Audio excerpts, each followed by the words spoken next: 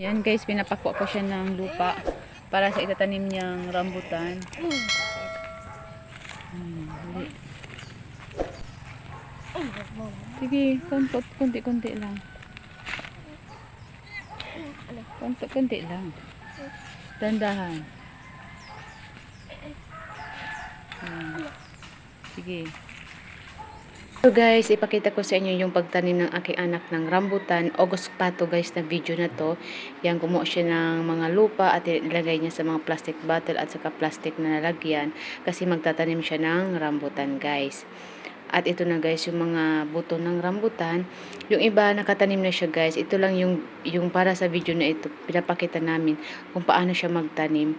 At sa susunod na part guys, papakita ko sa inyo kung gaano na medyo mataas yung natanim niya guys. Yan, ganyan pagtanim guys. Nilagay niya lang sa malit na plastic muna kasi konti lang ang space dito sa lugar namin. Yan guys.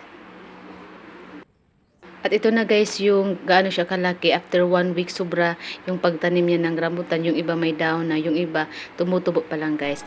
Yung anak ko kasi guys ang nagtanim nito kasi may sakit ako noon lalo nung August guys. Hindi ako nakapagalaw-galaw ng maayos kaya siya nagtanim.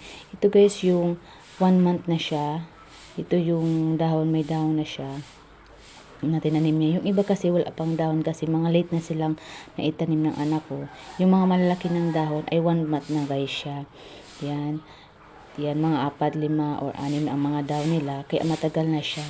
Kaya sa mga susunod, i-transfer namin siya guys. At ito naman guys, nakita nyo yung 1 month and 10 days na tinanim namin na rambutan seeds. Marami na silang mga dahon. Yan, ang iba mga 6 ng dahon.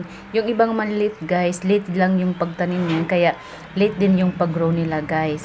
Yan sa susunod ang i-transfer na namin yan sa backyard lang namin kasi yung iba kailangan nang i-transfer talaga.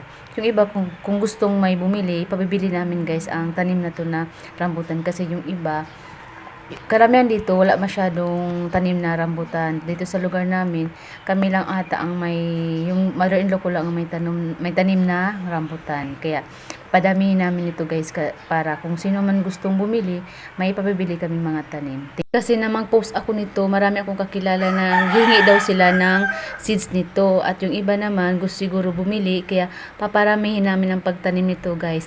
Yung sa mother-in-law ko, marami din silang naitanim na maliliit nito kaya ititipunin namin guys. Yung iba nito guys, i-transfer namin at ilagay namin sa magandang lagayan para yung gustong bumili nito, bibili sila guys dahil gusto din nila magkaroon ng tanim. Thank you for watching guys. See you on my next vlog.